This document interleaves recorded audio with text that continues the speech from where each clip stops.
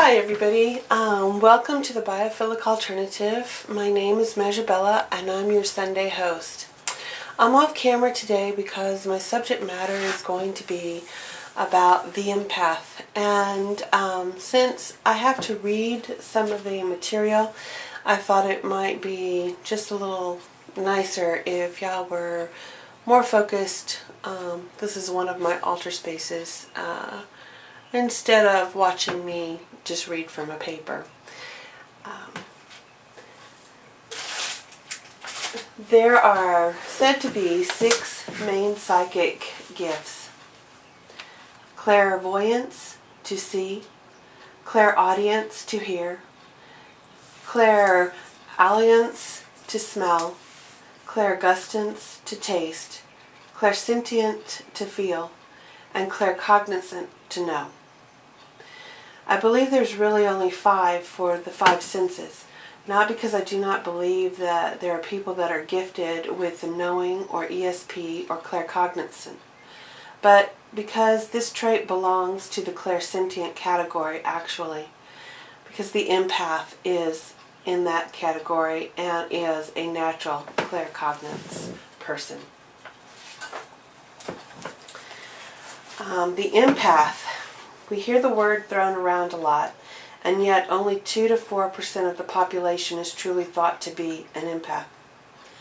The problem lies in the area of the true definition and the difference between HSP and the empath. HSP is a highly sensitive person. Most people calling themselves empaths are truly HSP. Why quibble over the categories? Because the HSP is a broader term in definition that empaths can fit into, but they are actually a highly defined subset and carry unique issues and advantages. So let's start with the definitions. HSP, a highly sensitive person, is someone having the innate trait of high sensory processing, sensitivity, as defined by Carl Jung, an innate sensitiveness. Some common signs are sensitivity to loud noises, bright or fluorescent lights, and strong smells. They often describe themselves as having a rich inner life. They may startle easy and get rattled if required to do a lot in a short deadline. About 1/5 of the population may process sensory data more deeply and thoroughly due to biological differences in their nervous systems. The trait with key consequences for how we view people, that in the past we have labeled innate shyness, social anxiety, inhibitedness, social phobia, and an innate fearfulness and introversion. The trait is measured using by the HSP scale for both internal and external validity. Humans, although primary, there are over 100 other species who have been known to present this. Dr. Elaine Aron coined the name HSP in 1996, and a number of books have been written on this topic. If you care to research this further, or if you feel you or a loved one may be HSP, they may help you to understand the circumstances better. That being said, some HSPs are empaths. So we are not, and some are not. And some empaths are HSPs, but some are not. HSPs come from a biological and philosophical and psychological standpoint. Empaths come from an energetic and psychological standpoint. They are clairsentient. They are one or more of these abilities. Actually, they are most of these abilities. Precognition or prophetic, gut feelings, hunches, and knowing. 2. Sense emotional vibrations. 3. Psychometry, ability to feel energy imprints left on things. 4. Sensing physical pain. 5. Sensing auras. 6. Knowing. The empath, usually before learning skills that go with the gift has a hard time knowing his or her own emotion and pain. They sense more from the outside influences and generally push aside their own egos, opting to be more selfless, giving to the point of depletion. They often need to retreat to regain their composure, but sometimes the person's energy stays stuck with them. Generally, they are hard to take a compliment, highly expressive on all things emotional, talk openly and frankly. They can be the exact opposite, reclusive and unresponsive, because they become good at blocking out others. They're peacemakers and they see all sides. They project back another's feelings without thinking or knowing where it came from. Talking things out for releasing emotions to the learning empath. Develop stronger degree of understanding so they can find peace in most situations. Bottle up their own emotions and inner thoughts to keep others out.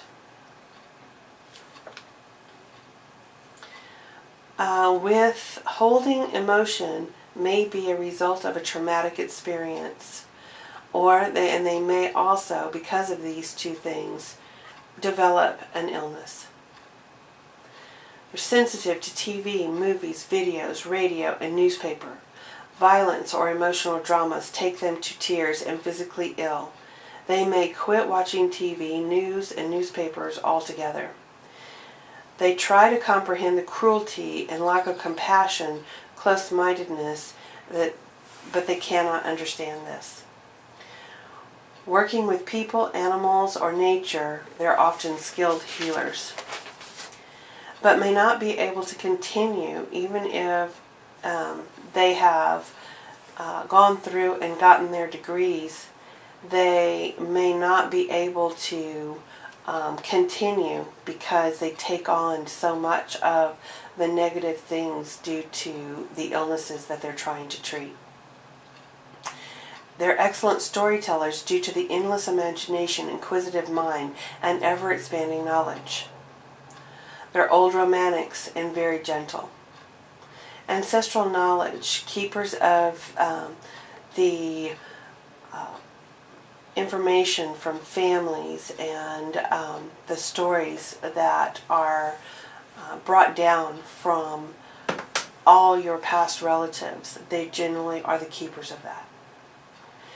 Music is broad spectrum for them because there are many moods. They can flip to one music style to another that are totally opposite. Lyrics can get them in trouble emotionally because the triggers from the lyrics trigger highly expressive emotion. They're highly expressive with their words and their body movements. They project an incredible amount of energy, portraying or releasing energy. Easily go into a trance-like state with music or other modes of operation. People and animals are drawn to them. Strangers open up deep feelings to them. They're weighted with mood swings. They're problem solvers, they're thinkers, and studiers of many things. Can literally tap into the universal knowledge and be receptive and to guidance. Lucid dreams and vivid dreams, making connections to real life.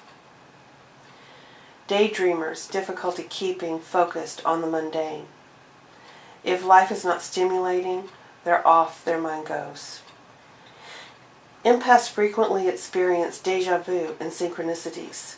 They grasp this and run with it, likely to have had paranormal experiences, near-death experiences, or out-of-body experiences.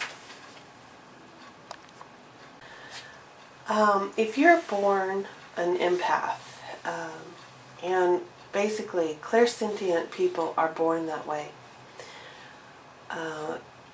it's not something that is developed so much over time as it is, you're actually born with the the innate ability, and it grows in power, yes, but the innate ability is generally already there from birth. That knowing, that feeling, that intuition that you get, that is different from a highly sensitive person. It goes to a much deeper level. You were born basically like an open channel.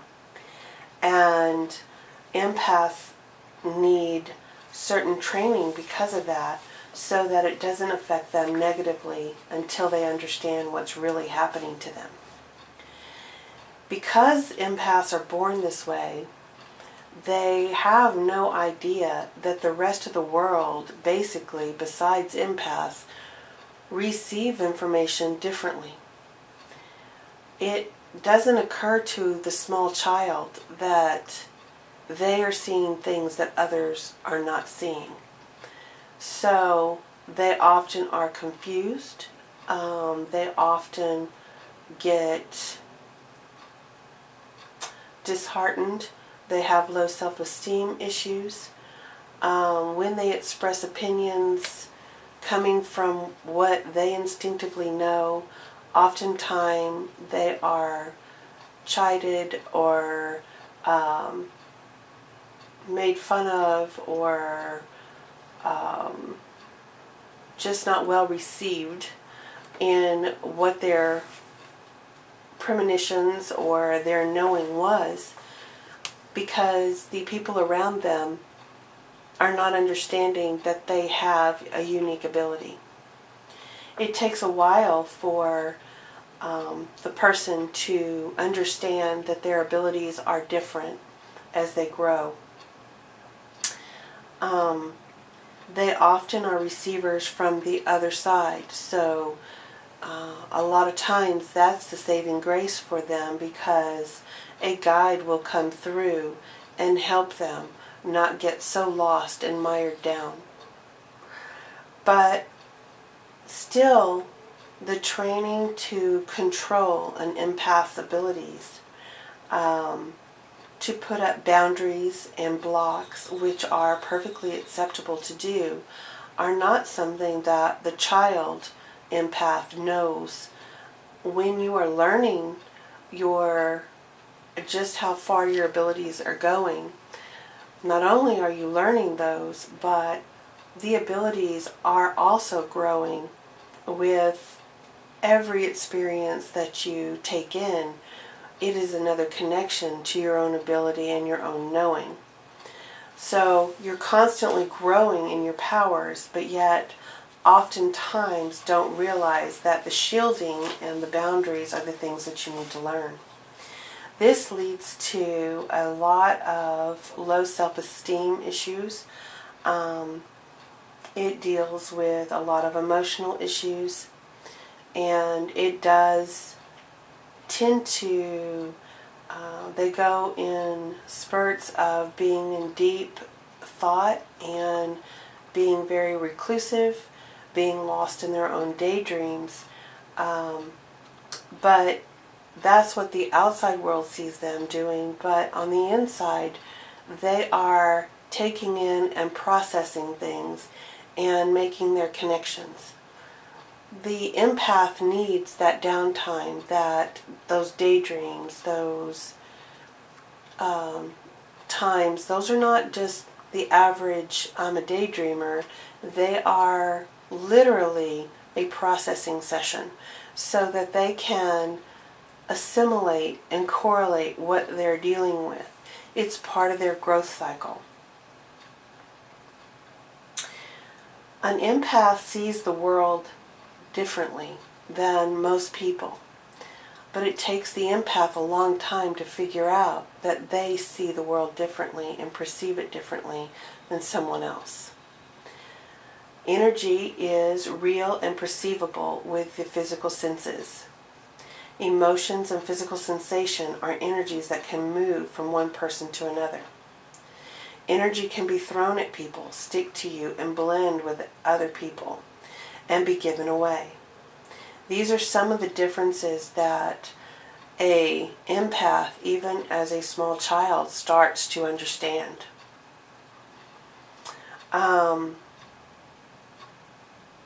Another skill that the empath has, but sometimes they don't know that it is an actual skill that they're using, is if an empath starts to have someone stuck in their head, they're actually probably interplaying or picking up on that person in a real-time situation. They're having energy exchanges between that person and themselves, and that's why the person is coming to mind. Sometimes they can have these interchanges with people but not know clearly which person it is that they're picking up on. But a lot of times, no matter how far a person is, because a clairsentient person can even be very far away from them and actually still have this knowing about somebody. There's a difference between the obsessing over someone and what the empath is doing. And for someone who is highly sensitive only, a shift in attention or talking through a situation can be enough to get unstuck from obsessing with this person. Letting go might be tough or whatever, like if you're going through a breakup and that kind of thing. But as an empath, no matter how hard you try to let go or talk it through and shift your perspective, so if something is needing, if there is that physical, that emotional and energetic connection, they have to learn the skills to actually sever those energy ties. It is not something that can just go away on their own without learning the psychic skills to remove somebody from their aura. It is a deeper level of a constant thing. It's not necessarily a willing obsession. It is something that just keeps popping in their head. A nagging, a longing, a nagging, something is telling them something about that person. It's oftentimes that it's the other person that's thinking of the empath, and the empath is picking up on the communication. So, because it can be coming from another person, the empath is, until they learn how to set the boundaries for themselves, people inundate them all the time like that.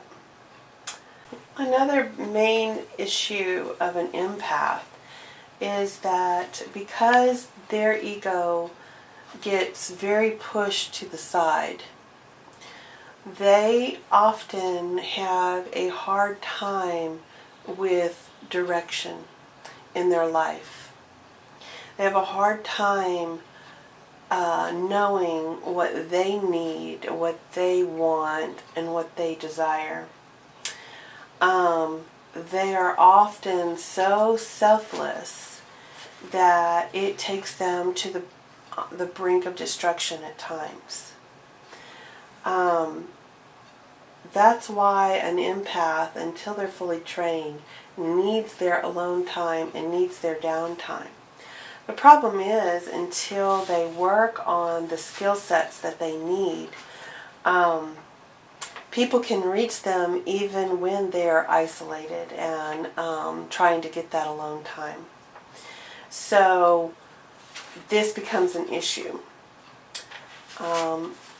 Another issue for an empath, and why it's so important that an empath learn to work with their abilities and learn their protection techniques and their boundary setting, because they have very poor boundary settings because they don't want to hurt or disappoint.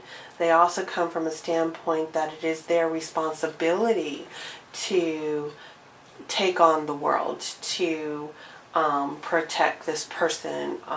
It's their responsibility to take care of another. And they take it to such a deeper level.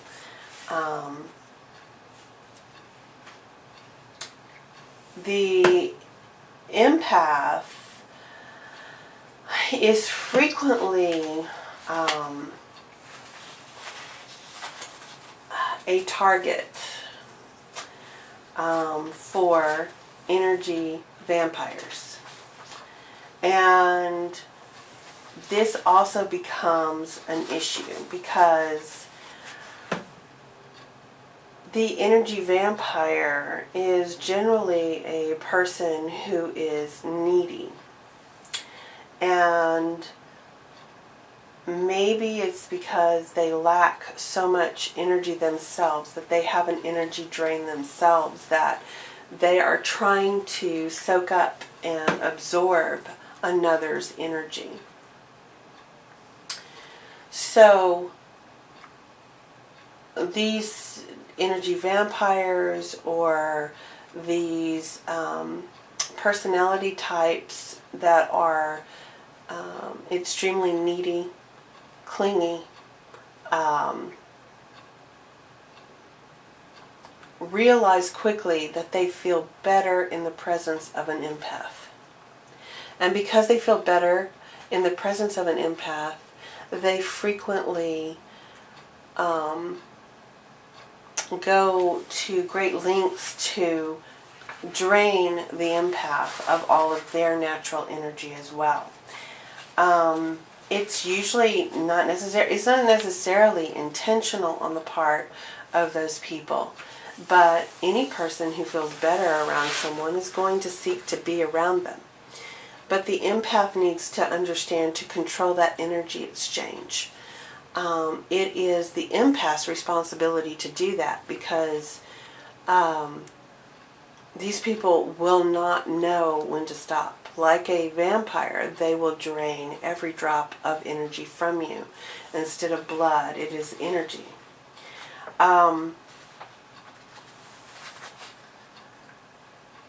So it is highly important for you to realize if you're an empath, because it's sort of like if you have an issue and you don't know it's an issue, then you will never seek the help for that issue. Now, an empath does not have to be a negative issue. It is a skill set, and with it, there are training that you can do to help yourself. There's no reason why an empath needs to be of a low self-esteem value. There's no reason why an empath can't work for their own betterment in life as well. They aren't put on this earth to be this empath for everyone else and not do anything for themselves.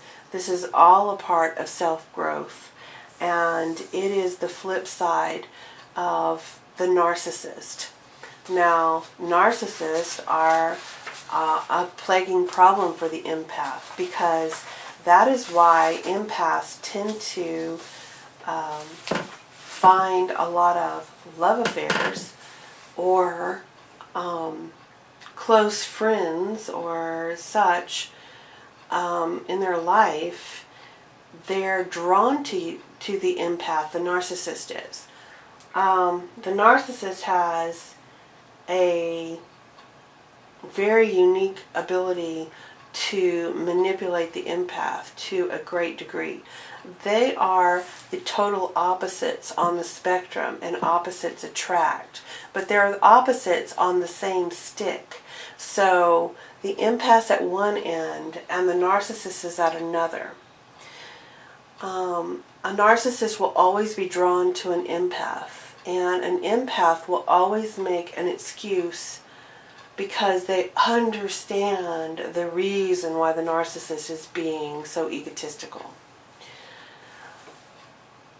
In my opinion, the empath is attracting the narcissist also to teach them the balance, because in the middle of the stick of the narcissist being on one side and the empath being on the other, the middle ground is where the empath can find that balance. It's also where the narcissist can find the balance. So the biggest lessons that you need to learn in life are generally brought to you by other people. And so the narcissist attracts the empath, and the empath attracts the narcissist. In understanding the narcissist on an empath's point of view, and I'm not talking about a specific narcissist, because they'll get confused and caught up in all of the emotions and stories that the narcissist has. But to study the actual idea of what a narcissist is, this is a way for the empath to also find some balance in their own life. A narcissist is taking it to a great level of the ego that an empath really doesn't get at all, since they are extremely selfless. So this becomes the biggest issue in that relationship, and the number one detriment to the empath would be the narcissist, until they learn to deal with these people in their life. This is the reason why these highly psychic people end up in bad relationships. They end up with these issues that you would not think a psychic person would fall prey to. But just because someone is psychic does not mean that they're not human. And it doesn't mean that they are always so aware, especially when the contact is on such a highly personal level. An empath can read someone else's situation far better than they can ever start to think about reading their own situation. So I would advise any of you that think that you're an empath to study this and to look into the ways of learning boundaries. I would highly suggest that you study the personality type that is your direct opposite, which is the narcissist. Not trying to get you to become a narcissist, but to understand how you can use some of the things that they do to develop your self-esteem and your ego in a proper way. When you understand the imbalances of the ego and imbalances of esteem issues, then you can start to figure out how to correct the balance within yourself. Once you walk that balance, your skill sets will be in perfect harmony. You'll be able to use them to great advantage and for yourself and for others, and you will be able to thrive and have a happy, peaceful, and more harmonious life as well too. It took me many years to overcome a lot of these problems. It took me 30 years to get rid of a narcissistic husband. It took me a long time to really understand the personality dynamics that I was attracting in that kind of realm. Learning what that narcissist is a better way of understanding when you're coming into contact with one. To the empath, it is best to run away from the narcissist, because it becomes like the worst match ever in all of the human relationships. So I hope this helps define what an empath is and what makes them different than just highly sensitive people. The highly sensitive people are actually wired differently in their central nervous system. The empath is a receiver. It's not necessarily wired differently in the central nervous system, but they're just that open and clear channel. And once you realize that, or maybe you realize that your child is that, if you think that you have an empath as a child, if you study about empaths and you study about the clairsentient powers, then you can help your child grow exponentially in their very youngest years and avoid years of the low self-esteem issues as well too. You can start to understand some of the training that the empath child needs. If you're unable to give those skill sets to your child, then you can find teachers to help mold your child into a way that the empath ability that the child was gifted with, and it is a gift,